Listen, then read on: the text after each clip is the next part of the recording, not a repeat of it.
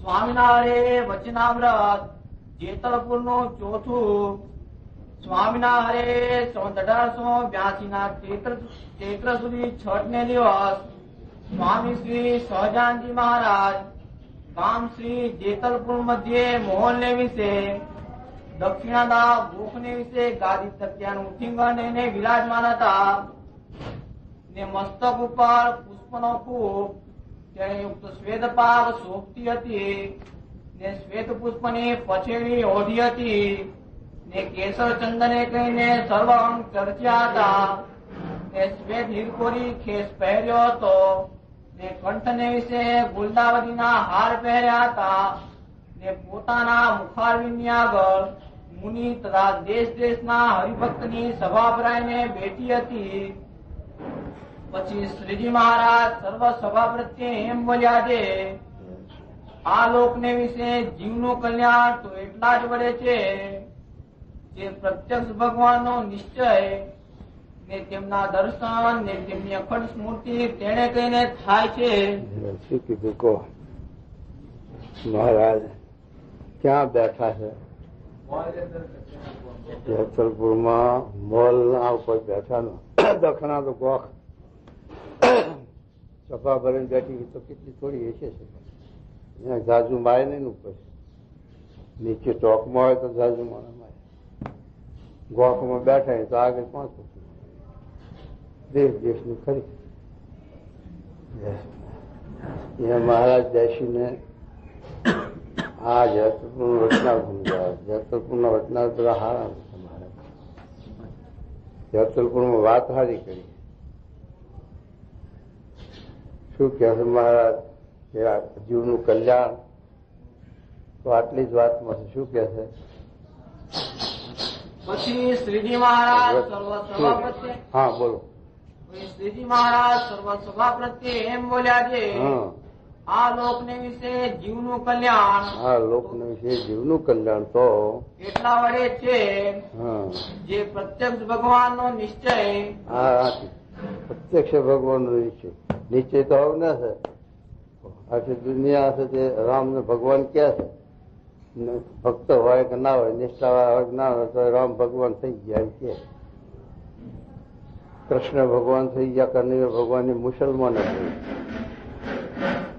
પણ ભગવાનનું સ્વરૂપ પ્રગટ હોય ત્યાં ઓળખવું બહુ ઘાંટી.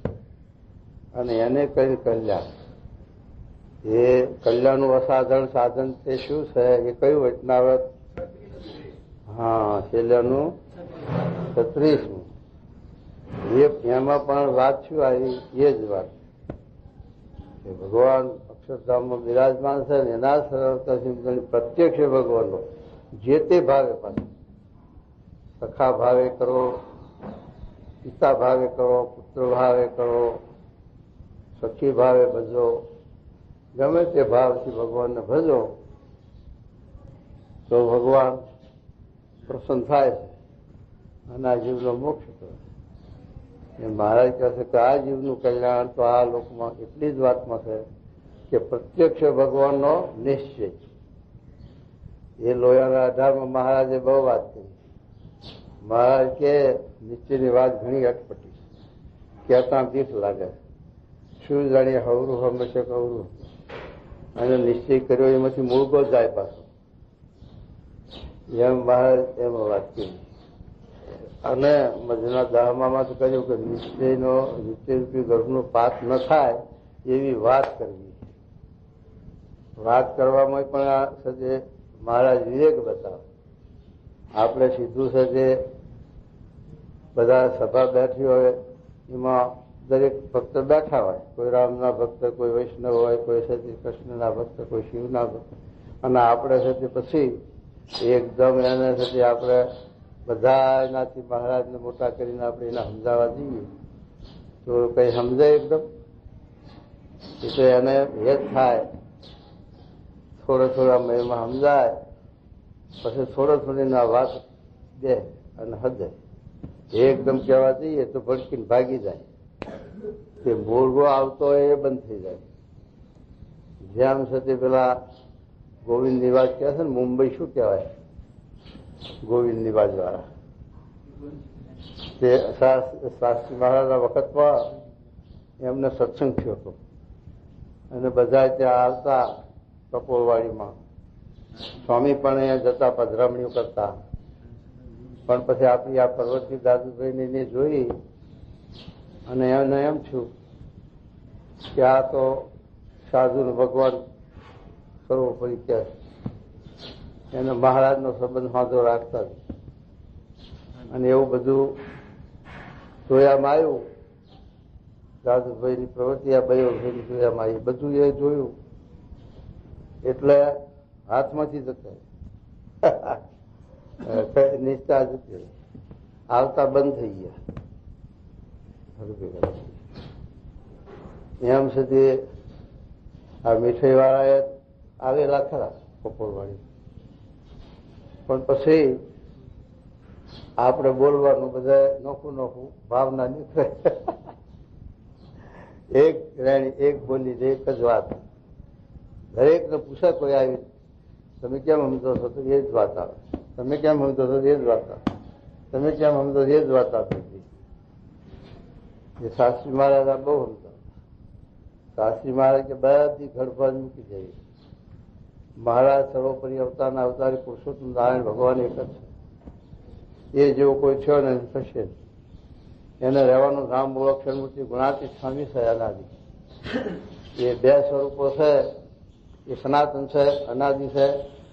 કોઈને ભજીને કોઈના ઉપદેશો કરીને નથી થયા.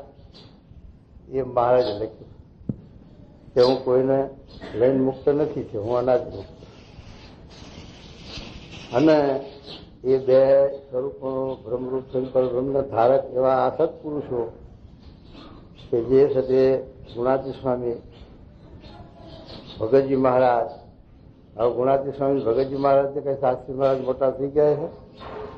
એ ગમે તેવા મોટા હોય, ગુણાતીત સ્વામી બેઠા હોય તો શાસ્ત્રી મહારાજ આવે તો ગુણાતીત સ્વામી ઉભા થાય ને? ન થાય. એટલે એમાં જે સ્વામી છે એવું પણ છે. આપણા પ્રમુખ સ્વામી બેઠા હોય પણ જોગી મહારાજ કે શાસ્ત્રી મહારાજ આવે તો પ્રમુખ સ્વામી ઉભા થાય ન થાય? સહેજે સહેજે આ તો ઢાળ રહી જાય. એ સત્ય મહારાજ શાસ્ત્રી મહારાજ કેટલાય વાત લખેલું કીધેલું. અને પછી કેટલાક શબ્દો છે ને શાસ્ત્રના, એ શાસ્ત્રના શબ્દો છે એ તો ગોપીઓ લેહમ કૃષ્ણ એટલે કૃષ્ણ થઈ ગઈ હે, પણ એ કૃષ્ણના ભાવમાં વર્તે છે. બરોબર, એ શબ્દ સાચા છે.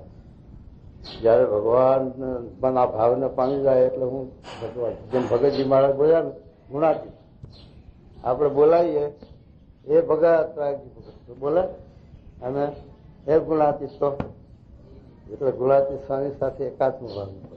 એમને વિશે જેવું જાતરપુના વચનામ ચાલુ ના આવી ગયું આપોપ માનવું, એમાં આપોપ થઈ ગયું. એટલે કઈ સ્વામી શું પણ જતું રહ્યું? મારે કે ના જોયું. જેમ ગાલાવરાજાને દ્રષ્ટાંત આપ્યું ના જોયું. એ શબ્દ ઉપર આપણી સુરત હોય તો આપણને ભૂલ ન થાય, તો ભૂલમણી પડી જવાય. એટલે જયારે આવિર્ભાવના શબ્દ હોય, મધભયા દ્વાતી વાતો એમ સૂર્ય સ્વામી કે આ શ્લોક પણ કોઈનો વળગાડેલો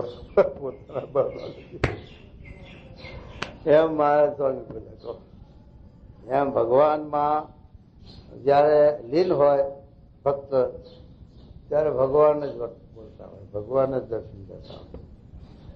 એ વ્યક્તિગતનો ભાવ છે, એ નિષ્ઠાવાળાનો ભાવ છે. બધાના માટે એ નથી થતું અને બધાને સત્ય ના સમજાય એકદમ.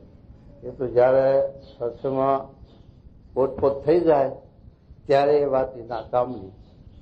ત્યાં સુધી આ વાત એના કામની નહીં. ફસાય નિહાળનો છોકરો સ્કૂલમાં બેહાર્યો ને આપણે એને અભ્યાસ કરાવીએ, મેટ્રિકનો તો કઈ થાય? એ તો ક્રમે ક્રમે ઉપર ચડે ને કે સીધો મેટ્રિકનું એને લેશન આપવા માંડીએ, ના સમજે આ ભણાય નહીં ને થાય નહીં. એટલે આવી રીતે આ વાત મહારાજ સમજાવે. નિશ્ચયની વાત અટપટી છે. કેમ છે કે ભગવાન પુરુષોત્તમ નારાયણ અક્ષરાધિપતિ એક જ છે અને બાળકનું વચનાર્થન. પ્રથમનું ભગવાનના કલ્યાણકારી ગુણ છે અને રહે છે ક્યાં સ્વરૂપમાં. ત્યારે ભગવાન એક છે, અક્ષરધામના અધિપતિ પુરુષોત્તમ નારાયણ એક જ ભગવાન છે. અને સ્વરૂપ તો જયારે ભગવાન કાર્ય કરવું હોય ત્યારે સ્વરૂપો તો અનંત આવે જુદા જુદા. આ અવતાર બધા સ્વરૂપો છે, મુક્તો બધા સ્વરૂપો છે. એ ભગવત ભાવને પામ્યા હોય, ભગવાનના કલ્યાણકારી ગુણીમાં ઉતર્યા હોય, એવી રીતના હોય એ ભગવાનના સ્વરૂપ કહેવામાં આવે છે. કે ભગવાન પુરુષોત્તમ નારાયણ છે એના આ બધા કલ્યાણકારી ગુણ છે.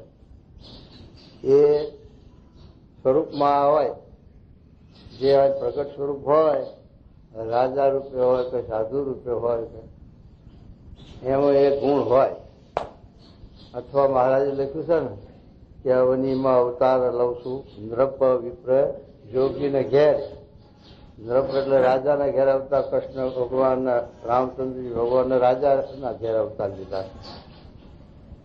અને બ્રાહ્મણના ઘેર મહારાજે અવતાર લીધો, બ્રાહ્મણના ત્યાં લીધો. પરશુરામે બ્રાહ્મણના ત્યાં લીધો હતો. ત્યાં છે નરનારાયણ બ્રાહ્મણના ઘેર અવતાર લીધો છે ધર્મ મૂર્તિ થકી. એ બ્રાહ્મણનું કુળ છે ને, એમ બ્રાહ્મણના ત્યાં પણ અવતાર લે, રાજાના ત્યાં લે. અને જોગીના ત્યાં આવે, જોગી તો બ્રહ્મચારી હોય, એ મૂકી દીધી પણ એમાં ભગવાન નિવાસ કરીને રહે.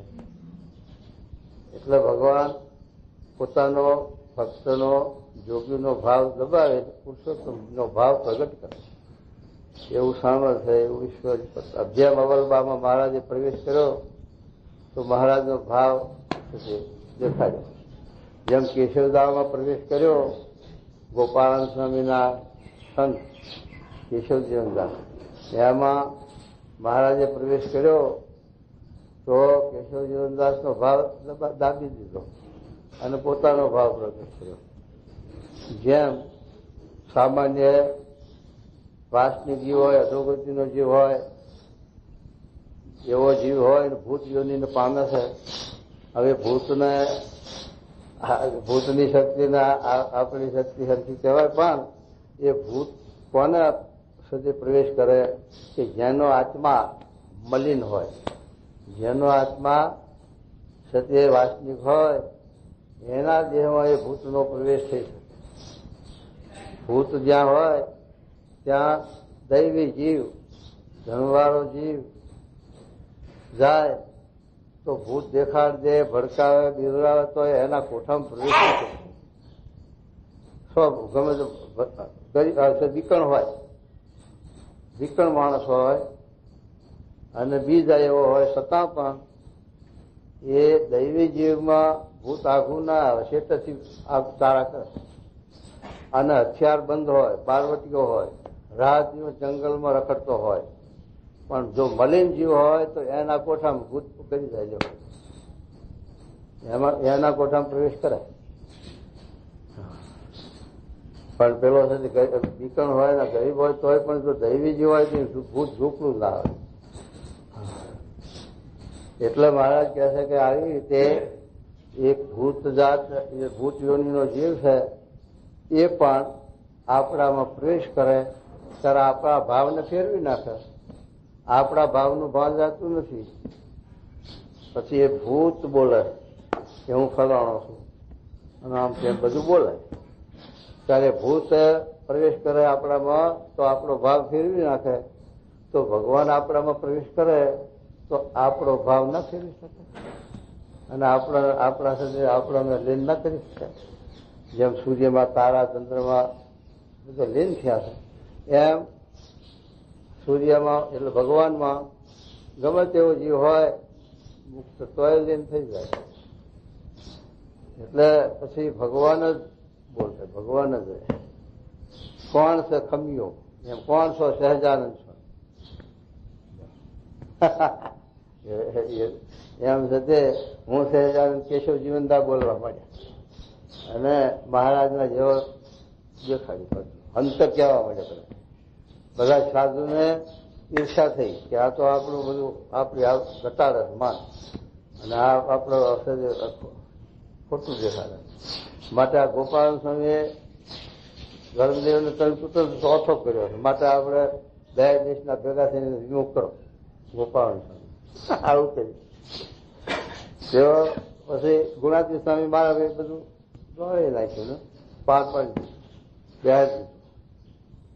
ગોપાલ સ્વામી જેવા પુરુષ મહારાજનો હાથ, ગુણાતી સ્વામી ગોપાલ સ્વામી મહારાજના બે હાથ. હવે એવાનું અપમાન એવાનું દુખાય તો સત્સંગનું ઊંધું વળે હળાકણ હલ્લા ફૂટી જાય કીધું સ્વામી. હવે એવા પુરુષને શું તે કાળજી મેળવા તૈયાર. કેશવદામાં પ્રવેશ કર્યો એમાં તો તમે પ્રવેશ કરાવી દો ને કઈ એમનો અમથો થાય છે તો એ કઈ એની દખલ ના થાય તો ભગવાનની ઈચ્છા છે. એમ અવલબામાં પ્રવેશ કર્યો તો મહારાજના જેવું જ બધું. હું સહેજાનંદ છું, અવલબા બોલે છે. શ્રી ભાવ ભૂલી ગયા, નામ બોલ્યા. એમ મહારાજ આ કહે છે કે આવી રીતે ભગવાન ના કલ્યાણકારી ગુણો આવે એ જુદી વાત, આ પ્રવેશ કરે એ જુદી વાત. પ્રવેશ તો કાર્ય કરવા પૂરતું પ્રવેશ કર્યો હોય, પછી કાર્ય પૂરું કરી પછી નીકળી જાય. અને જેમ ભગતજી મહારાજને તો ગુણાતી સ્થિતિ કરાઈ, તો પછી એ ગુણાતી સ્થિતિ કરાઈ ગુણાતી સ્વામીએ, પછી એને જીવ દશા કરાવી હોય તો ગુણાતી સ્વામી ન કરાવી શકે.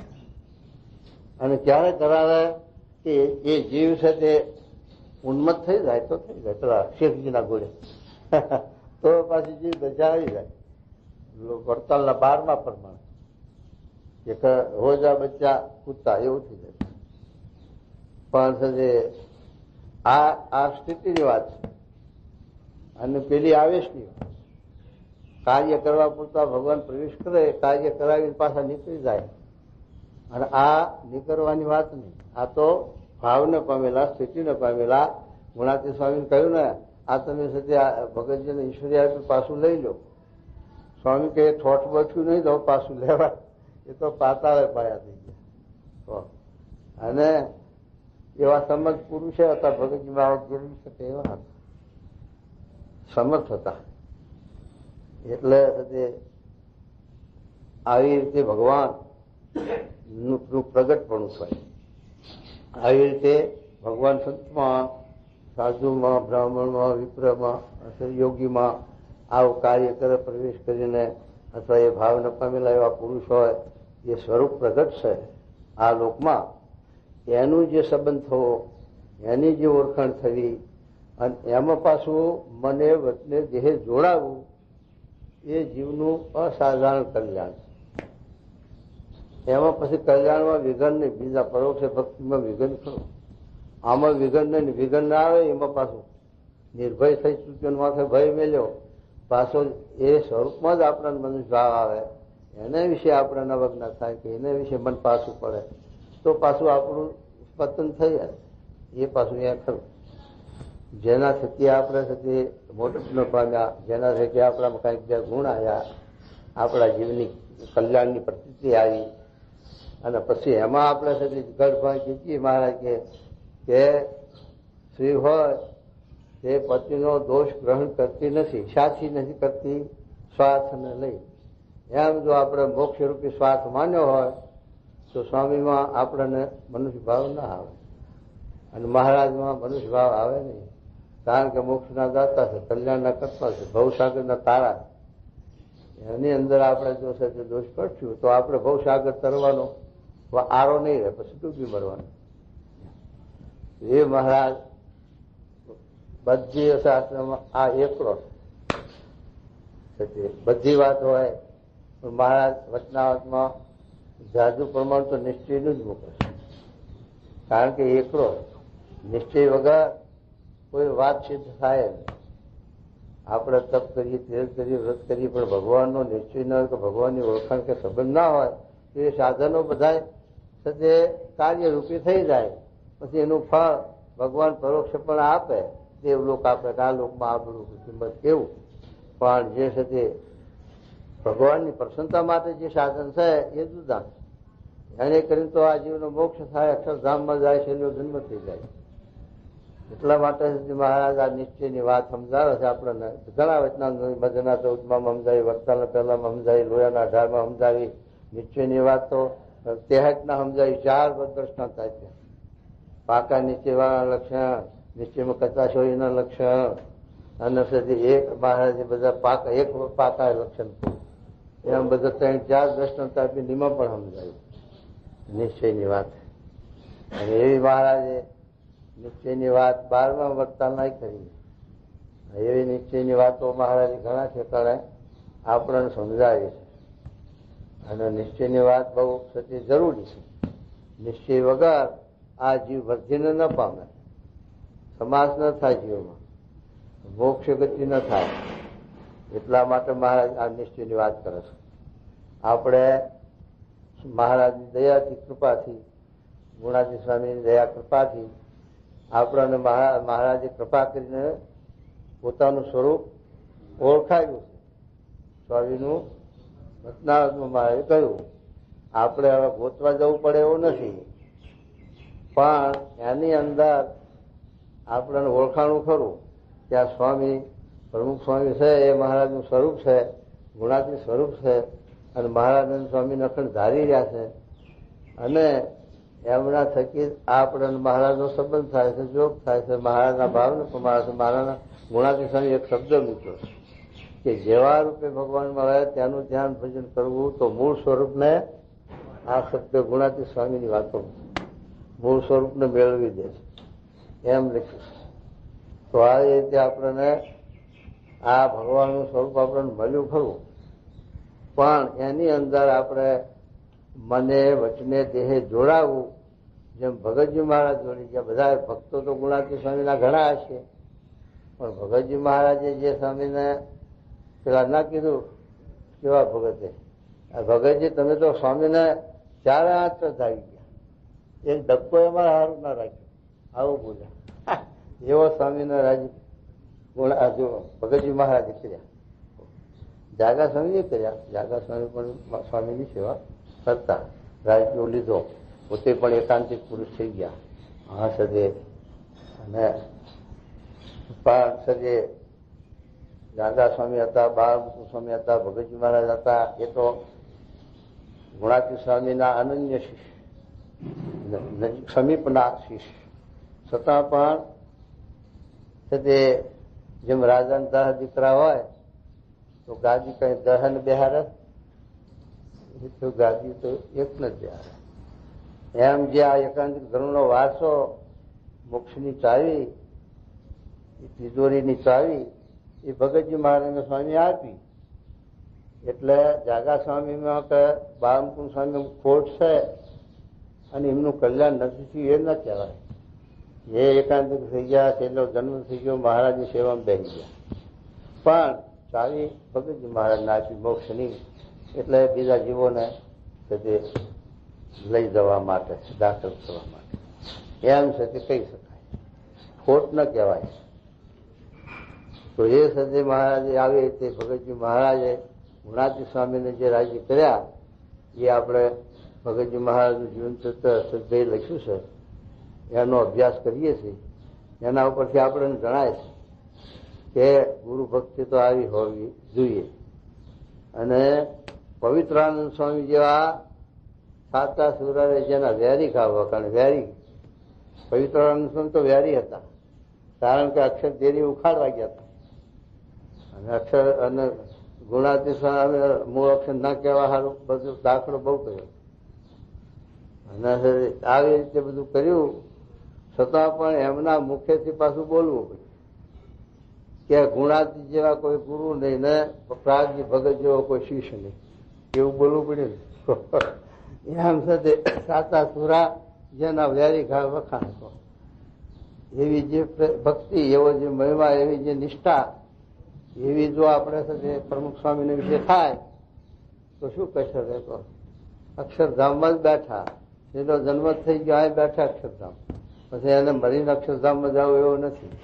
છેલ્લાના હાથના વજ્રની ખીલીનું ભગવાનને સ્વરૂપમાં, ભગવાનનું સ્વરૂપ ચરણાવિંદમાં, આવી રીતે મનને જોડી દે તો એ ચરણાવે એ સ્વરૂપ એ પ્રગટ સત્પુરુષ છે, સ્વામી છે. તો એમાં આપણે જો આવી રીતે મનને જીવને જોડી દઈએ તો પછી આપણે મરીને અક્ષરધામમાં જવું એમ નથી. એ તો સતી જે જ અક્ષરધામને પામી રહ્યો છે એમ મહારાજે લખ્યું અને મહારાજે કહ્યું. તો આવી રીતે મહારાજ આવે એટલે આવતા આપણે સમજાવે છે કે આ જીવને આ સ્વરૂપ નિષ્ઠા છે એને કરીને આ જીવનું આત્યંતિક કલ્યાણ મોક્ષ થાય છે. તે સિવાય આત્યંતિક કલ્યાણ મોક્ષ થતો નથી. સંસ્કાર થાય પણ આત્યંતિક કલ્યાણ ન થાય તો શું કે હવે મહારાજ જુઓ આ લોકને વિશે જીવનું કલ્યાણ જો જીવનું કલ્યાણ એટલા વડે છે જે પ્રત્યક્ષ ભગવાનનો નિશ્ચય ને તેમના દર્શન ને તેમની અખંડ સ્મૃતિ તેને કહીને થાય છે. અખંડ સ્મૃતિ અને દર્શન તો અત્યારે આપણે મૂર્તિમાં કરીએ. ન કે સ્વામી આવ્યા હતા મહિનો રહ્યા એ પણ સંભાળીએ તો મૂર્તિ ખડી થઈ જાય. મૂર્તિ કાયમ આપણા પ્રત્યક્ષ મૂર્તિ આવી કઈ આપણે કઈ ન રહે. એ તો ફરતારામ છે અને દિવ્ય દેહ આપણામાં છે એ હાથું. અને મહારાજે આજ્ઞા વાળામાં મૂર્તિ રહેશે અખંડી એ કહ્યું એટલું હાથું. આપણે એમની આજ્ઞા અહીં પાડતા હોય એમની આજ્ઞા એ કરીને અહીંયા રહ્યા હોય તો સ્વામી ભેગા. પણ જે પ્રત્યક્ષ મૂર્તિ છે એનું જે દર્શન સેવા સમાગમ એ સાહેબ ભેગું ન સારું રહે. એટલે સ્વામી આપણને જે આ મહિનો રહી ગયા એવા કેટલાય ફેરે 12 મહિના 2 ફેરા આવે 5-15 દાડા રહે દર્શન આપે. એક દાડાનું એ સંભાળીએ તો કામ નીકળી જાય. એમની મૂર્તિ સાંભળે તો એમની મૂર્તિ સાંભળે બીજી દિનચર્યા ના સાંભળે તો મોક્ષ થઈ ગયો. તો એ સાથે આપણે એમાં વર્તી ચોટી. તો એ સાથે મહારાજ કહે છે કે આવી રીતે એમની સાથે સમૃદ્ધિ એમનું દર્શન એ સાથે આ જીવનું કલ્યાણનો હેતુ છે. બધા શાસ્ત્રનું બધા સાધનનું આપણે અત્યારે વ્રત નિયમ આ તપ કરીએ છીએ શાના માટે? એ આપણા શત્રુઓ જે ઇન્દ્રિયોના ગણ એને એના માટે આપણે આ તપ કરીએ છીએ. એને નિયમો સંયમો રાખવા માટે. બાકી ભગવાનની મૂર્તિમાં અખંડ વૃત્તિ રાખવી એ જેવું કોઈ સાધન તપ નથી. મહારાજ પહેલા જ લખ્યું ને ભગવાનના સ્વરૂપમાં વૃત્તિ રાખવી એથી કોઈ કઠિન સાધન છે નહીં. અને જેના મનની વૃત્તિ ભગવાનના સ્વરૂપ અખંડ રહેતી હોય તો એથી અધિક પ્રાપ્તિ બીજી કાંઈ મેળવવાની છે નહીં. ગમે તેટલા સાધન કરીને પણ આપણને મહારાજના સ્વરૂપમાં પ્રગટ સ્વરૂપ સત્પુરુષમાં આપણી વૃત્તિ અખંડ રહે. જેમ આપણને સતે લોભ્યાને ધનમાં વર્તી રહે, સતે વાસના છોકરાની હોય તો છોકરામાં વર્તી રહે, સ્ત્રીની વાસના હોય સ્ત્રીમાં વર્તી રહે. એમ આપણી વર્તી જો સ્વામીમાં રહે હરતે ફરતે ખાતે પીતે તો એ જ ધ્યાન, એ જ માળા, એ જ માનસી એમાં બધું આવી જાય. કરીને બધા સાધનનું ફળ આ છે. જ્યાં સુધી અખંડ આપણી વૃત્તિ ન રહેતી હોય ત્યાં સુધી આ આપણે સાધન કરવા પડે. અને સાધન કરતા કરતા સાક્ષાત્કાર થાય. અને સાક્ષાત્કાર થાય પછી સાધનની સમાપ્તિ થઈ. પછી સાધન અખંડ વૃત્તિ રહે ને પછી આવી ગયા બધા સાધન. એટલા માટે મારે કે આ પ્રત્યક્ષ ભગવાનના નિશ્ચય અને એનું જે દર્શન ને ધ્યાન ને એનું સેવા કરવાનું આ રીતે આ જીવનું આત્યંતિક કલ્યાણ થાય છે. હવે પૂછે છે મહારાજ બીજા પ્રશ્ન બીજો આવે મોટો. જે ભાગવતમાં એમ કહ્યું છે જે કંસ, શિશુપાલ, દંતવક્ર આદિ જે નિંદાના કરનારા તેને ભગવાનની અખંડ સ્મૃતિ રહી તેને કહીને તેમનું કલ્યાણ થયું છે. માટે ભગવાનની નિરંતર જે સ્મૃતિ તેને કહીને કલ્યાણ થાય છે. આ શિશુપાલ ને દંતવક્ર એની વાત કરી. પણ સ્વામી કે દ્રોહ કરતા આવડવું જોઈએ. દ્રોહનું એ પાછું કઈ સહેલું નથી. દ્રોહ છે એમાં ખંડક ના થવું જોઈએ. ખંડક થાય તો એ દ્રોહ ઝેરરૂપ થઈ ગયો. પણ આ તો 24 કલાક ભગવાન દયાનું અધિકપણું બતાવે છે. એના 35માં વાત શબ્દ આવે છે ને કે આ શાસ્ત્ર કરતાનો શું અભિપ્રાય છે કે દ્વેષે કરીને જ્યારે કરીને ઈર્ષ્યા કરીને ભક્તિ ન કરવી. એ અસુર મટ્યા નથી, રાવણ ભગત કહેવાનો નહીં, શિશુપાળ દંતો ભક્તો કહેવાના નથી. પણ ભગવાને આ દયાનું અધિકપણું બતાવ્યું કે આ સાથે દુર્જનતા ના મૂકે તો સજ્જનતા કેમ મૂકે? કે મારું સાથે વેર ભાવે પણ મારું ચિત્રણ કર્યું તો મારે એને સાથે કલ્યાણ કરવું. એમ ભગવાને દયાનું અધિકપણું બતાવ્યું. વેર ભાવે જો એને ભજન કર્યું, કલ્યાણ કર્યું, તો આપણે ભક્તિભાવથી એમનું ભજન, એમની સમૃદ્ધિ, એનું ચિંતન કરશું તો આપણું કલ્યાણ કેમ ન કરે? એમ સાથે આપણને બળ આપવા માટે અને દયાનું અધિક એને લઈને આ વાત કરી કે દંત, શિશુપાલ, રાવણ, કુંભકર્ણ એ બધા વેર ભાવે ભગવાનની ભક્તિ કરી, પણ એવી વેર કરતા આવડવું જોઈએ કે 24 કલાક એની સમૃદ્ધિ ઊંઘમાં પણ એનું ચિંતન ભજન, જાગ્રત, સ્વપ્ન, સુષુપ્તિ ત્રણેય અવસ્થામાં એનું ભજન, તો સાથે એનો ઉદ્ધાર કરી નાખીએ. તો આપણા સાથે એવી રીતે જો આપણે એમનું સાથે ચિંતન કરીએ, ભજન કરીએ, મનન કરીએ, તે મનન કઈ આપણે ખૂણા બેસીને કરીએ તો થાય એવું નથી. પાછું આપણે ગમે તે હાલતે ચાલતે ખાતે પીતે શુભ તથા અશુભ ક્રિયા લખી. અશુભ ક્રિયા એટલે અશુદ્ધ ક્રિયા હોય ને, જે રોહિદાસ હતા, લ્યો, રોહિદાસ શું કરતા? એનો ધંધો બચારા કરતા, સાંભળો પકવવાનો એવો છે જે રોહિદાસ નો ધંધો તો કરતા. મોચી હોય તો મોચીનો ધંધો સાંભળો મૂકવાનો કરે, દોડા સિવાય બીજું ત્રીજું કરે તો ભગવાન ના નામ લેવાય ને? અલ્યા ભગવાન નામ લે કે નાયો નથી સ્વામી? અલ્યા ભાઈ નાયો નથી, પણ ભગવાન નામ લઈશ તો શુદ્ધ થઈ જઈશ. પણ આ એ કેટલાક સમજણ ના હોય બહુ, એટલે એમ કે બોલે. પણ ભગવાનનું નામ તો ગમે ત્યારે, ગમે તે ઠેકાણે, ગમે તે રીતે લઈ શકાય. એટલા માટે હરતા ફરતા, ખાતા પીતા, કામ કરતા પણ અખંડ ભગવાનના સ્વરૂપમાં વર્તી પ્રથમનું તેવીનું વચનાવત પાણીનો ઘરો ઢોર્યા. આજ પાણીનો ઘરો ઢોરી બીજા દાળ ઢોરવા જઈએ તો પાણી હોય જ નહીં, લીલું જ ના હોય, ફૂંકાઈ ગયું હોય. પણ જો આંગળી જેવી પાણીની શેર અખંડ વહેતી હોય તો ઝાવ તળાવ ભરી જાય, ઝાબડું. એમ આયા જો અખંડ આપણને આવી રીતે એનું સમૃદ્ધિ રહેતી હોય તો પછી એનો સાક્ષાત્કાર થઈ જાય. એટલા માટે મહારાજ કહે છે.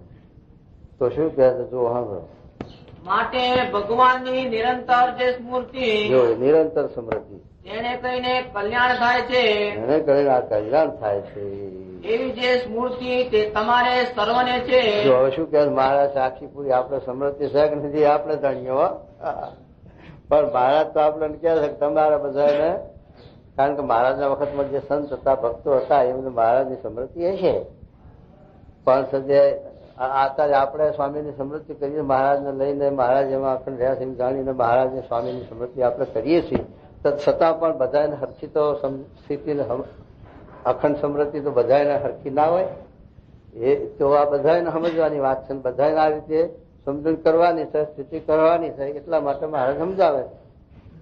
તો આવી રીતે મહારાજ કહે છે તમારે બધાને આવી રીતે તમારો નિશ્ચય છે, મારી સમૃદ્ધિ છે, મારું તમે ભજન કરો છો, બધું કરો, છતાં પણ હવે શું કરે? પૂછશે પ્રશ્ન. હા ભજો, એવી જે સ્મૃતિ તે તમારે સર્વને છે, સર્વને છે, માટે તમારું કલ્યાણ થઈ જ રહ્યું છે. તમારું કલ્યાણ તો થઈ જ રહ્યું છે. શું કે મારી સમૃદ્ધિ છે, મારું ચિત્તવન છે. એટલે તો પણ મારી બાંધેલી જે ધર્મ મર્યાદા, તેને જ્યાં સુધી દેહની સ્મૃતિ રહે ત્યાં સુધી તમારે સર્વ પ્રકારે પાળવી. દેહની સમૃદ્ધિ રહે. અને મહારાજે એક વચનાવતમાં કહ્યું છે, પૂછ્યું તેટલા હોય કહ્યું, એમાં સર પ્રશ્ન કે એક સાથે ભજન ભક્તિ કરે છે અને દેહની ક્રિયા પણ કરે છે, દેહની સમૃદ્ધિ રહે છે, ખાવું પીવું ઉઠવું.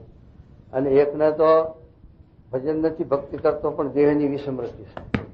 દેહમાં અધિક કોણ એવું પ્રશ્ન છે ને, એટલે તેમાં દાસને ખબર છે. તો મહારાજ શું કહે છે કે જેને છે તે દેહની ક્રિયાની સમૃદ્ધિ રહેશે, ખાવાનો ટાઈમ પર ખાવા ઉઠે, નાવાનું થાય તો નાવા ઉઠે, એમ દેહની જે પ્રવૃત્તિ રહેશે એ તો ભજન જો કરે તો જ સારું, અને ના કરે તો એ કનિષ્ઠ. અને જેને સમૃદ્ધિ નથી દેહની અને પછી એ ભજન નથી કરતો તો એ ઉત્તમ છે, એમ લખ્યું છે એ શબ્દમાં. એમ છે તે ભગવાનની સમૃદ્ધિ ઉપસમૃત્યુ એવી એટલે એ ઉપસમ ભગવાનમાં જોય ને પછી સમૃદ્ધિ જ થતો વગર કીધું એમ. તો મારે કે તમારે ભગવાનની સમૃદ્ધિ છે, ભગવાનનો આશરો છે, ભગવાનનો સંબંધ છે, અને તમારા દેહની તમને જ્યાં સુધી સમૃદ્ધિ રહે, દેહનું તમને ભાન હોય અને દેહની ક્રિયા તમે કરી શકતા હોય ત્યાં સુધી મારી જે બાંધેલી મર્યાદા એ તમારે પાળવી, આજ્ઞા પાળવી. તો તમે એમ કહેશો કે આ અખંડ ચિંતન થાય છે, તમારું ભજન થાય છે, અને ત્યાં સુધી અને અખંડ સમૃદ્ધિ રહેશે, તો પછી એ આજ્ઞા પાળવાની શી જરૂર છે? તો એની મહત્તા બતાવે એમ કે શું કે ત્યારે તમે કહેશો જે ભગવાન તો મળ્યા છે, જો ભગવાન મળ્યા છે ને તેની સ્મૃતિ પણ નિરંતર રહે છે, એમની સમૃદ્ધિ પણ રહે, તેને વર્તમાન પાળ્યાનું શું પ્રયોજન છે? એને વર્તમાન પાળ્યાનું શું કામ છે? એની શી જરૂર છે વર્તમાન પાળ્યાની? કહો. અખંડ સમૃદ્ધિ રહે છે, ચિંતન થાય છે, ભજન થાય છે, મળ્યા તમે બધા, તો શું એને પાળવાની જરૂર છે? તો એ મહારાજ બતાવે. હા, તો તેનું તો એમ છે જે એક તો વર્તમાન દ્રઢ રાખે છે, હા, એક તો વર્તમાનમાં ફસડવાળો છે. હા, તે બે માં ફેર કેટલો છે તે કહીએ આ છીએ. ફેર બતાવે કે જે મહારાજની આજ્ઞા પાળે છે, મહારાજની સાથે એમાં, અને જે મહારાજની આજ્ઞા નથી પાડતા, અને નિષ્ઠા છે, નિશ્ચય છે, આશરો છે, બધું બે ને હરખો, છતાં પણ પેલા આજ્ઞા નથી પાડતા અને આજ્ઞા પાડતા, એમાં તફાવત શું છે એ બતાવે મહારાજ. હા, સ્મૃતિ તો બે ને છે, જો સ્મૃતિ બે નથી. હા, પણ જે નિયમ ધર્મ રહી છે તે તો પોતાનું જ કલ્યાણ કરે છે. શું કીધું? કે જે નિયમ ધર્મ નથી પાડતા, આજ્ઞા નથી પાડતા, એ પોતાનું જ કલ્યાણ કરે છે. હવે પોતાનું કલ્યાણ કરે થોડી વાર, તો પછી બીજાનું કલ્યાણ ના થાય. આ કરવાની થાય નહીં, આપણે આપણું તો થાય ને, પણ ના, કલ્યાણમાં ફેર છે. આ કલ્યાણ કેવું બતાવે છે એ જોવાનું આપણે. હા, પણ એનાથી બીજા જીવનું કલ્યાણ થાય નહીં. બીજાનું ન થાય તો કાંઈ નહીં, પણ પોતાનું તો થાય ને, પણ પોતાનું નહીં થાય. હમણાં જોઈએ ને તે એકાંતિક ભક્ત પણ ન થાય. એકાંતિક ના થયા તો કલ્યાણ ક્યાં કેવું રૂકો? શું કહેજો? ને તે ભગવાનના નિર્ગુણ ધામ ને પણ ન પામે. ભગવાનનું જે નિર્ગુણ ધામ કયું? અક્ષરધામ. એને પામે નહીં ત્યાર પછી કલ્યાણ ક્યાં રહ્યું? તો હા, ને જન્મ મરણ થી રહિત તો થાય. જો જન્મ મરણ થી રહિત થાય તો વાસના વાળો જન્મ મરણ થી કેવી રીતે થાય? કહો સમજાવો. તો મહારાજ એમ કહે છે જન્મ મરણ થી રહિત શું થયો? કે જેમ આ જગતના જીવ છે, જેને ભગવાનનો સંબંધ નથી, સત્પુરુષનો સંબંધ નથી, એને આશરો ભગવાનનો નથી, એને આ 84માં દેહ ધરવા પડે, લક્ષ 84. એટલે એના માથે એ જન્મ મરણ છે. અને આ ભગવાનના માર્ગે ચાલ્યો અને પછી યોગ ભ્રષ્ટ જીવ થાય, એના સાથે 84 એના માથે ના કહેવાય. એટલે એ જન્મ મરણ એના માથે નથી. અને ભગવાનની ઈચ્છાએ એના જીવની કસર ટાળવા ભગવાન એને જન્મ આપે, અને કોઈ સંસ્કારી મુમુક્ષુના ઘેર, ભગવતજીના ઘેર જન્મ આપે, અને એના આવો જોગ આપે સંતોનો, એ ભગવાન કરે. એટલે એ સાથે જન્મ મરણ ના કહેવાય. એમ તો ભગવાન જન્મ ધરે. જો જન્મ મરણ ઠેરાય એ માથે તો ભગવાનના માથે ઠરે કે ભગવાનને જન્મ લે, અને સાથે સત્પુરુષે જન્મ લે છે. તો પછી આ સંસ્કારી યોગ ભ્રષ્ટ જીવ જન્મ લે પછી ન હોય, પણ એ જન્મ મરણ ના કહેવાય. એમ 84 માંથી એ મુક્ત થઈ ગયો, ભગવાનનો સંબંધ થયો, આશરો થયો. પછી એ આશરો જો ડર હોય તો પછી આજ્ઞા પરી હોય ન પરી હોય તોય પણ સાથે એનામાંથી જન્મ મરણની નિવૃત્તિ થઈ. એટલે પછી શું કહેજો? ને તે ભગવાનના નિર્ગુણ ધામ ને પણ ન પામે. અક્ષરધામમાં ન જાય. હા, ને જન્મ મરણ થી રહિત તો થાય. જો જન્મ મરણ થી રહિત તો થાય. ને તેથી સત્સંગમાં પણ ન બેસાય. સત્સંગમાં ના બેહાય. સત્સંગમાં બેહાય નહીં એટલે શું કે મોટા પુરના સમાગમમાં ના રહી શકાય, પછી માગ દઈ દે. અને તમે તો સર્વ ઉત્તમ ભક્ત છો. તમે તો બધા ઉત્તમ ભક્ત છો મહારાજ. તે ધર્મ નિયમ યુક્ત એવા જે તમ જેવા સાધુ, એની તો વાત જ નોખી છે. એની વાત જ નથી. તમારા જેવા તમે તો ઉત્તમ ભક્ત છો મહારાજ કે છે. અને તમારા જેવા સાથે જે ઉત્તમ ભક્ત હોય એની વાત જ જુદી છે. એની વાત કેવી જુદી છે એ સમજાવે મારે. તે હેતુ માટે તમને જે કોઈ ભાવે તેને જમાડશે જો તેને કોટી યજ્ઞનું પુણ્ય થશે. એ કોટી યજ્ઞનું પુણ્ય. જે તમે જેવા મહારાજની આજ્ઞા પાડનારા અને મહારાજની નિષ્ઠા વાળા આજ્ઞાનું ઉપાસના જેનો દળ છે એવા તમે જેવા જે છે ભક્ત સંત એને તો જમાડે તો કોટી યજ્ઞનું ફળ થાય. પેલા રૂપરામ ઠાકર હતા ને, બ્રાહ્મણ હતા હો, છતાં પણ સત્સંગી ના હોય બ્રાહ્મણ તો એ બ્રાહ્મણ જમાડે. પણ સત્સંગી જો સાથે કોઈ હોય તો એને જમાડે. એટલે કે નિષ્ઠાવાળો જીવ ક્યાંથી આટલો મહિમા હતો એમને એમ. અમારા સાથે કહરસિંહ માસ્તર હતો અડવાળ મા બાપ જટુભા ના થશે કુટુંબી. કહરસિંહ માસ્તર નિશાળ ભણાવતા, બહુ નિશાળ ભણાયેલી પોલાર પરમણ બધે, પણ બહુ જબરા. એમના આગળ આપણું પોલ હાલે નહીં. જય ગુરુ જય.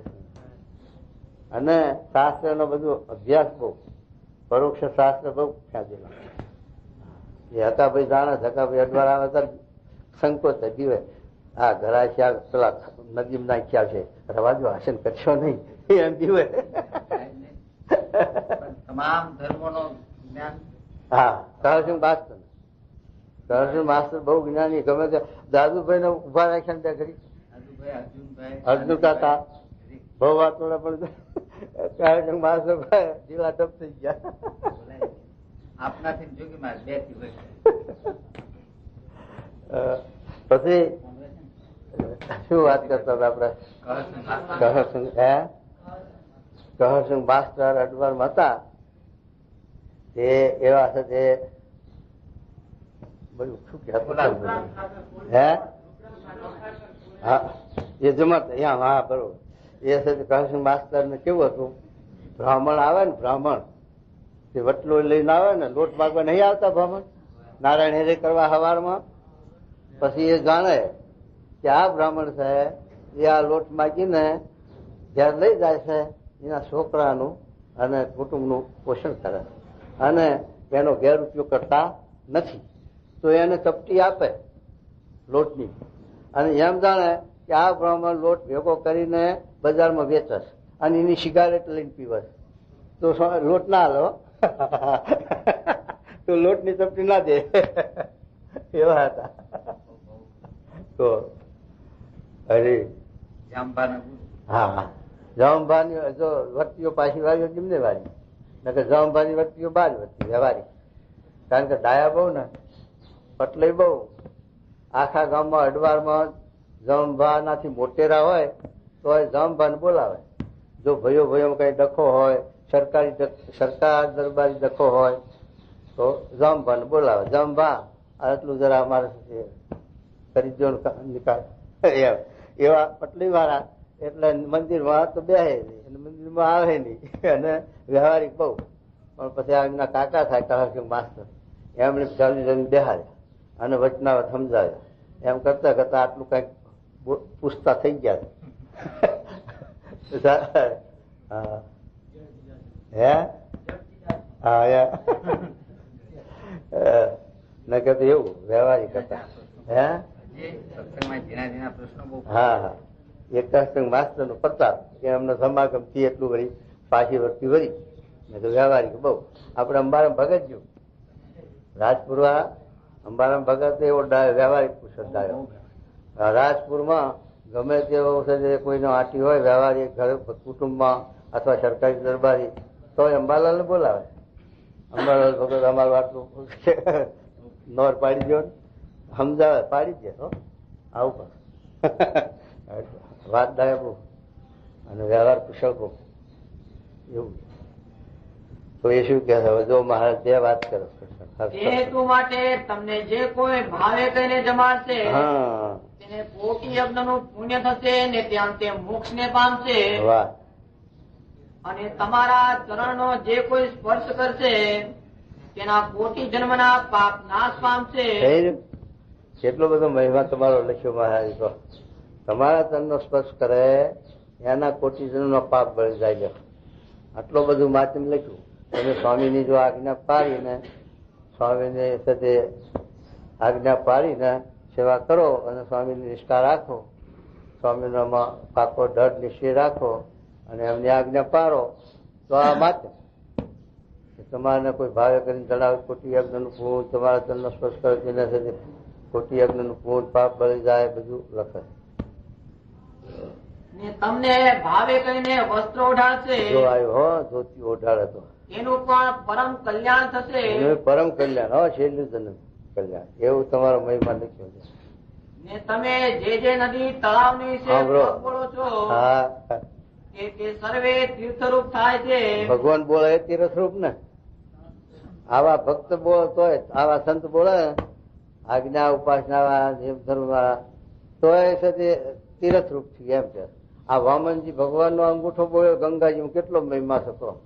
લોકો અત્યારે ત્યાં જાય ગંગાજી નાવા, ત્યાંથી પાણી ભરી લાવે અને અહીં મળવા હું તો એના મોઢામાં ટેમ્પુ પાડે એટલે કલ્યાણ. કેટલું માધ્યમ લખી દીધું તો.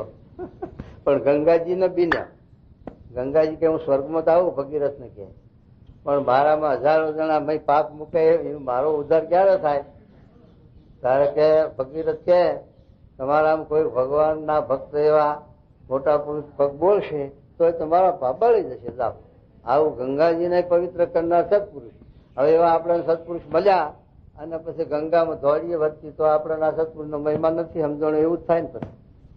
હા, એમ કે કોટી ગંગા કોટી કાશી ક્યાં? સદગુરુ તરણમાં. તો પછી આપણે ધોળો કેમ રે ના રે? મહિમા સમજાય તો, મહિમા સમજાય તો પેટમ બેટા.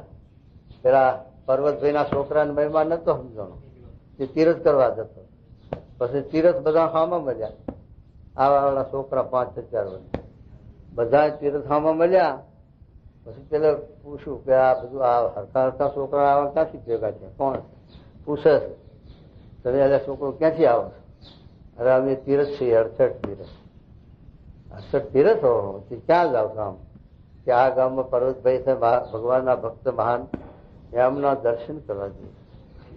પેલા ભેગલાને ખબર પડી કે મારું વાત ભારે કરી ભૂલી. હું જ મૂર્ખ છું કે મારા ઘરમાં તીરથ આવે બધા 68 તીરથ કરવા અને હું બહાર તીરથ કરવા જાઉં. પણ મેલું પાછો વર્યો, ભાગો પાછો વર્યો, ઘેર આવ્યો. તો આવું છે મહિમા સમજાયા વગર આવું થાય. મહિમા સમજાય તો થઈ ભેટમ ભેટા. મહિમા સમજાય બહાર વચ્ચે ન જાય. પછી હાલો કાશી અધૂરું છે, આપણે દ્વારકા જવું છે. પણ દ્વાર આ છે, મોક્ષનું દ્વાર સ્વામી છે અને એ સ્વામી આપણને મળ્યા પછી આપણે મોક્ષનું દ્વાર ખુલ્લું થયું. હવે દ્વારકા શું છે ખુલ્લું કરવાનું કહો? પણ હવને તાણ રહે એટલે મહારાજ ફેલ માર્યો. હવને તાણ રહે એટલે મહારાજ પછી ના કહેતા દુઃખ લાગે. મહારાજ ત્યાં તીરથ નો મહિમા નથી એમ કે ને, એટલે મહારાજે આપણા સત્સંગી માત્ર દ્વારકાની યાત્રા કરવી એમ લખ્યું, ફેલ માર્યો. કહો અમારે સુધી અક્ષરપ્રિય ધર્મ સ્વામી આવ્યા, જામનગર ની પારણમાં આવ્યા હતા. જોગી બાપા હતા, અમે બધા ત્યાં જ હતા જામનગર પારણમાં. અને પછી અક્ષરપ્રિય ના 2 જણા આવ્યા ત્યાં પારણમાં. પછી અક્ષરપ્રિય કે જોગી મહારાજ કે અમારે દ્વારકી યાત્રા કરવા જવું. સ્વામી કે હારું જાઓ. ધર્મસ્વામી કે અક્ષરપ્રિય કે હાલો. ધર્મસ્વામી કે મારે નથી આપવું ભાઈ, મારે તો અહીંયા 68 તીરથ આવી ગયા, મારા દ્વારકા આવી ગયા સ્વામી મળ્યા. ધર્મસ્વામી ના ગયા લ્યો, અને અક્ષરપ્રિય નું ઉપડ્યું એવું. એમ થાય એટલે એવું છે. હવે શું કેજો? અને તમે જે વૃક્ષ પેલા ભક્તિ નહીં આયા ને, ભક્તિ તીરથ ધ્યાન, એ ભક્તિને જો પ્રમુખ સ્વામી કે આ જાત્રા ગામની નીકળી છે અને આ સંતો હા આ જાય છે સંતો, તમારે ભેગું જવું છે, જવું જાઓ. કે ના સ્વામી એ તો તમે જાત્રામાં ભેગા હોય તો જવાનું, સંકલ્પ ના કે સંકલ્પ નહીં જાય. એમને એમ તો છોડલા ખાવા કોણ જાય છે એમ બોલે. સ્વામી નો એવો મહિમા કહેવાય ને. તો શું કે જો? અને તમે જે વૃક્ષ તળે બેઠા હો, જે વૃક્ષ નો ફળ જમ્યા હો, તે સર્વે નું રૂડું થાય છે. હા, ને તમારા કોઈ ભાવે કહીને દર્શન કરે છે. કોઈ તમને ભાવે કહીને નમસ્કાર કરે છે, હા, તેના સર્વ પાપનો ક્ષય થાય છે. કઈ થઈ જાય છે. ને વળી તમે જેને ભગવાનની વાત કરો છો હા, અને કોઈકને ધર્મ સંબંધી નિયમ ધરાવો છો, વાહ, તેનો મોક્ષ થાય છે. બધાનું કલ્યાણ થાય. તમે વર્તમાન ધરાવો તો એનું કલ્યાણ. હા, અને તમે જે પૂજા આપો એને જે બધું આ રસ્તે ચડાવો ભગવાનના, એટલે એનું કલ્યાણ થાય જ. એમ કે ઇત્યાદિક ધર્મ નિયમ વાળા સમજેવા સંતની સર્વ ક્રિયા કલ્યાણ રૂપ છે. થયું. તમારા જેવા નિયમ ધર્મ વાળા જે ભક્ત સંત એની આ બધી પ્રવૃત્તિ છે સત્સંગ સંબંધી, એ પ્રવૃત્તિ બધી કલ્યાણકારી છે. એમ જે પ્રત્યક્ષ શ્રી નરનારાયણ ઋષિનો તમારે દ્રઢ આશરો છે. મહારાજ નો આશરો છે એટલે એમ કે પુસ્તકો મહાપૂજા થઈ ગયા. હા, ને તે શ્રી નરનારાયણ ઋષિ તમારી સભામાં નિરંતર વિરાજે છે. જો પાછા પ્રત્યક્ષ લાયા હો, પરોક્ષ કરી પ્રત્યક્ષ લાયા. નરનારાયણ ની તમારું ઉપાસન, એ નરનારાયણ પાછા પ્રત્યક્ષ તમારા આગળ બિરાજે. કોણ? મહારાજ. મહારાજ ને પોતાનું કહેવું, પણ નરનારાયણ નું નામ લઈને કહેતો ફરકો ના થાય કે બધે ફરકારા થાય એવા એ વખતમાં જીવ હોય. કારણ કે મહિમા ના સમજાણો હોય બધાને પૂરો. અત્યારે હજુ નથી સમજાણો ઘણા ખરાને, તો પછી એ વખતે તો જાજન ના સમજાણેલો હોય ને. એટલે મહારાજને મર્યાદી બોલવું પડે. આ મર્યાદી શબ્દ કહેવાય. પ્રવાહી, મર્યાદી અને પુષ્ટિ, ત્રણ પ્રકારના શબ્દો શાસ્ત્રમાં હોય. પુષ્ટિ શબ્દો જુદા, મર્યાદી જુદા, પ્રવાહી જુદા. પ્રવાહી એટલે લોલ એ લોલ બધું ભેગું હું ખરે. અને આવી રીતે રાખીને પોતાનું નાખવું એ મર્યાદી. મહારાજે ધૂન કરાવી તો કેવી બુદ્ધિ લડાઈ. રામકૃષ્ણ ગોવિંદ, હરિરામ ગોવિંદ, જય જય ગોવિંદ. પછી છેલ્લી વાર કહું સમજાણ સમજાણ સમજાણ સમજાણ હાથ તારી ગાલી દીધી. મહારાજ ના આવડે એવું કોઈ ના આવડે. એમ કરતા કરતા આ મર્યાદી કહેવાય કે કોઈનો થડાકો થાય ને ધકેલી જાય. એમ. અને પુષ્ટિ માર્ગ નું વચના કીધું ને એ બધું ઉડાડી મેળ્યું. પછી પુષ્ટિ માર્ગ નું વચના સમજનારા પછી કોક નીકળે થોડા એમ થાય. આવી રીતે મહારાજે કહ્યું. આવી રીતે આ ભક્તનો સંતનો મહિમા થયો, પોતાના ભક્તનો પોતાના સંતનો એવો મહિમા થયો કે આવા જે મારી અનુવર્તન રહે છે, મારી આજ્ઞા પાડે છે, અને તો એનો આવો મહિમા છે. અને એ એના સંબંધે જીવને મારો સંબંધ થાય છે, મારી નિષ્ઠા થાય છે. એટલે મહારાજ કે સત્સંગનો મહિમા વધારે છે. એમ જેમ પર્વતભાઈને કહ્યું ને, મહારાજ કે શેલડી અમે જમ્યા, હવે ખાઓ. મહારાજ અમારા ઈષ્ટદેવ નથી જમ્યા તો અમે નહીં ખાઈએ. આ તમારા ઈષ્ટદેવ બીજા કેટલાક કોણ ધાર્યા છે? અમે તમારા ઈષ્ટદેવ ખરાક નહીં હાચા, તો પછી અમે જમ્યા તો તમે જમો. કે એ તો ખરું મહારાજ, પણ તમે અમારા ઈષ્ટદેવ છો એ અમને ખબર નથી અને સમજતા નતા. પણ આ સંતે એ તમારી નિષ્ઠા અમને કરાવી, તમારો મહિમા સમજાયો, સર્વોપરી પણ સમજાયું, નિષ્ઠા કરાવી, માટે એ અમારા ઈષ્ટદેવ હાચા.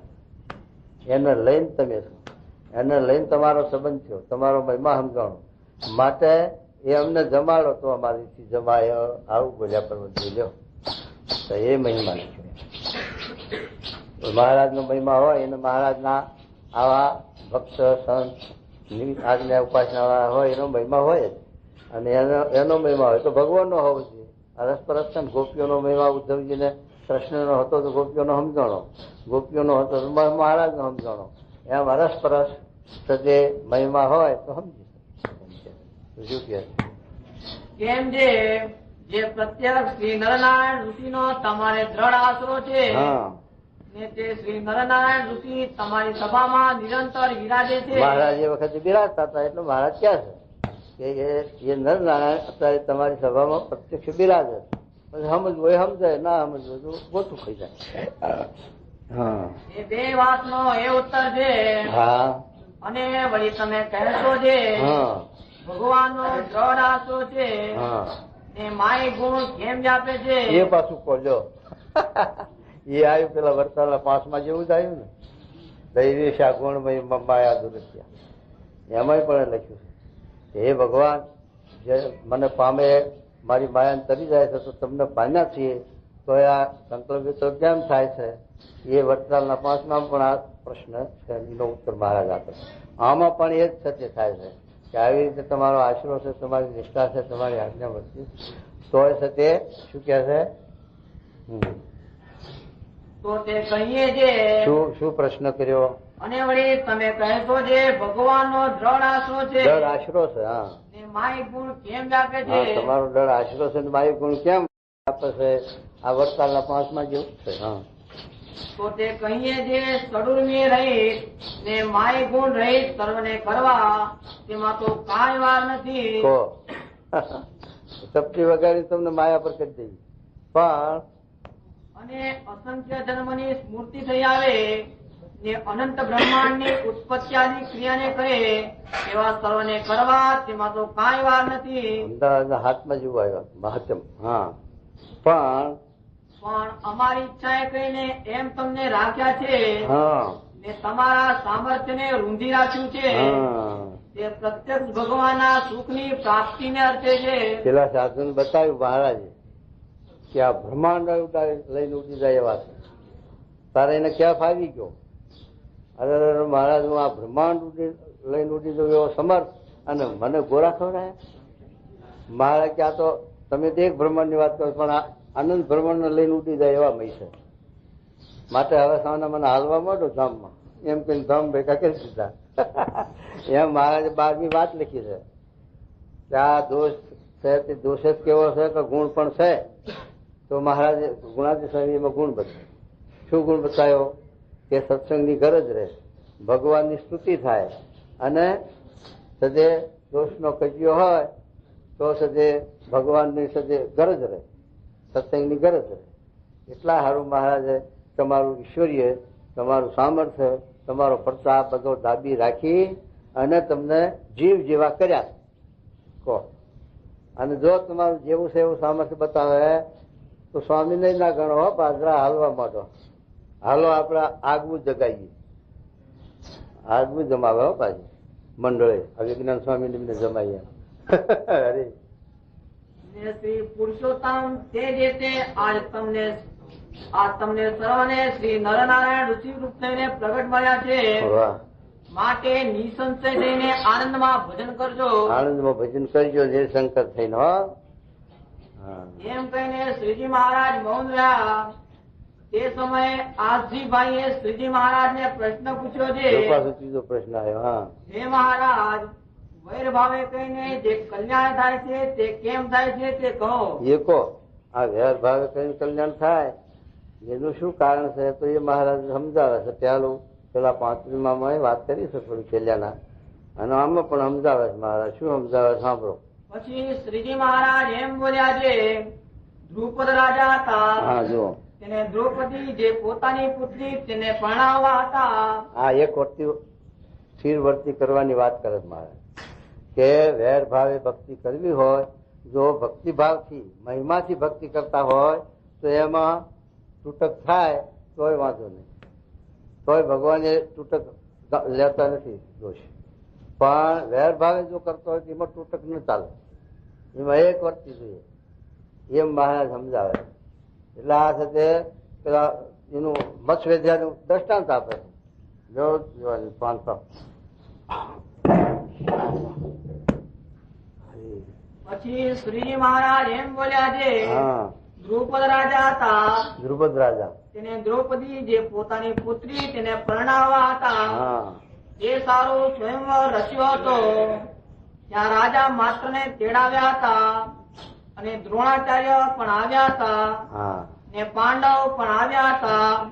પછી બીજા સર્વે રાજાઓએ મળીને મત્સ્ય વીંધવા માંડ્યો, પણ કોઈથી મત્સ્ય ન વીંધાણો. ત્યારે યુધિષ્ઠિરે કહ્યું છે, હું મત્સ્ય વીંધું. એમ કહીને યુધિષ્ઠિરે સુરત બાંધી.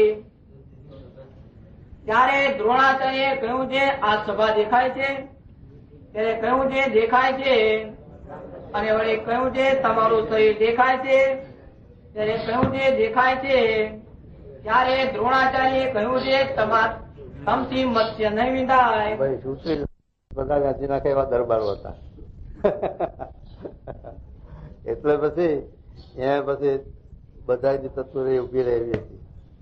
શું કે જુઓ, એવી રીતે 4 ભાઈ થકી મત્સ્ય ન વિંધાનો. હા, ત્યાર પછી અર્જુન ઉઠીને ધનુષ્ય લઈને સુરત બાંધી. બે હારી પગ મેલે આમ તરાજો, નકર એકમાં મૂકવા જાય તો આમ ગમી જાય, કામ પડે. બે માં કાંડો ઝાલી ને હારે પગ મૂક્યા તો દ્રોણાચાર્ય જોઈ રહ્યો કે આ મારો રહેશે તો રહેશે. ત્યાં સુધી તો અર્જુન સાહેબ ખબર નથી. પછી ખબર પડી કે આ મારો અર્જુન વગર આ ગાના આ ના હોય કોઈ રીતે, કારણ કે એના ભણાયેલો હતો ને અર્જુન, એટલે તો પછી ખબર પડી. અને પછી એમાં ભળ્યા પાછા. હા, ત્યારે દ્રોણાચાર્ય પૂછ્યું છે આ સભાને દેખો છો? હા. ત્યારે અર્જુને કહ્યું છે સભાને તો નથી દેખતો, મત્સ્યને પણ નથી દેખતો, અને મત્સ્ય ઉપર જે પક્ષી છે તેને દેખું છું. ત્યારે દ્રોણાચાર્ય કહ્યું છે એના માથા સામે સુરત રાખો. સુરત બાંધો. ત્યારે અર્જુને સુરત બાંધીને કહ્યું છે પક્ષીને નથી દેખતો ને એકલું મસ્તક દેખું છું. ત્યારે વળી દ્રોણાચાર્ય કહ્યું છે હવે ઘા કરો. ત્યારે અર્જુન મત્સ્યના મસ્તકને વીંધતા હવા. ત્યારે એક વર્તી થઈ ત્યારે એ મહારાજને સમજાય ના કેવું છે તો ભગવાનમાં સત્પુરુષનું એક વર્તી થાય તો વેર ભાવે પણ આ કલ્યાણ કર્યું એનો હેતુ બતાવ્યો કે આવી રીતે એમને સાથે અખંડ ચિંતન થયું 24 કલાક, એટલે મહારાજે કલ્યાણ કર્યું એવો ભાવ દેખાયો. મહિમા. હા, સિદ્ધાંતની વાત નથી. આ છે ભગવાનના માચનની વાત છે, ભગવાનના દયાળુપણાની વાત છે. ભક્ત એવી રીતે જો સર્વે વૃત્તિઓને એક ભગવાનના સ્વરૂપને વિશે નિરોધ થાય. સર્વે વૃત્તિઓ કયું વચનાવત 25મું પ્રથમનું વિહકોહનો પ્રવાહ. વિહકોહનો એક પ્રવાહ થાય કેવું ભાવ, એમાં આપણી બધી ઇન્દ્રિયો એક પ્રવાહ ભગવાન તરફ વળી જાય તો એનું બળ કેટલું થાય એ સમજાય. હા, એવી રીતે જો સર્વે વૃત્તિઓનો એક ભગવાનના સ્વરૂપને વિશે નિરોધ થાય. હા, ત્યારે તે વૈર ભાવે કહીને મુક્તિ થાય છે. જો વૈર ભાવે કરીને આવું થાય ત્યારે મુક્તિ થાય. એમ કે જેમ શિશુપાલ તથા કંસ એ આદિકની શ્રી કૃષ્ણના સ્વરૂપને વિશે તદાકાર વૃત્તિઓ થઈ ગઈ હતી ત્યારે કલ્યાણ થયું. એવી રીતનો દ્રોહ જો ન આવડે તો તે દ્રોહ નો કરનારો નારકી થાય છે. ભર ઊંઘમાં તો ઝપકીને જાગે, નહીં આવ્યો મારો ભર ઊંઘમાંથી ઝપકી જાગે એવું એક થઈ ગયું એને ચિત્તવંત કૃષ્ણનું. અને તે કરતા ભગવાનની ભક્તિ કરવી તે સુલભ છે. એ સહેલું છે, એમાં તૂટક થાય તો અસર વાંધો નહીં. અને ભક્તિભાવ અને તૂટક ન થાય કે થાય પણ પેલું વ્યવહાર ભાવે ભક્તિ કરી સિદ્ધાંત જ નથી. અને મહારાજે નાય પાડી કે રાવણ કુંભકર્ણ જરાસંઘ ને કોઈ ભક્ત થયા નથી, ભક્ત લખાણા નથી, અને દુનિયામાં એનું કોઈ નામ લેતું નથી. કોઈ છોકરાનું નામ પાડે છે રાવણ કે શિશુપાલ કે દંત વક્ર કે કાવયવન કે એવું નામ કોઈ પાડતો નથી. કારણ કે આસુરી માયા હતી તો આસુરી, આ તો એક ભગવાને પોતાની મોટપ બતાવવા હારું વાત કરી. હા, અને દ્રોહ બુદ્ધિ રાખીને ભજે હા તેનું અસુર એવું નામ ક્યારે મટે જ નહીં. અસુર એવું વેર ભાવે ભજે એનું અસુર એવું નામ તો મટે જ નહીં. હા, ને તે ભક્ત પણ કહેવાય જ નહીં. ના કહેવાના, સાચી વાત. માટે અસુરની રીત મેલીને જેને ધ્રુવ પ્રહલાદ નારદ સનકાદિકની પંક્તિમાં ભળવું હોય તો તેને તો ભક્તિએ કહીને જ ભગવાનને ભજવા તે અતિ શ્રેષ્ઠ છે. એવી રીતે શ્રીજી મહારાજે વાર્તા કરી તેને સાંભળીને સર્વે પરમાનંદને પામતા હતા. વચનામૃતમ એ જેતલપુરનું ચોથું થયું. વાહ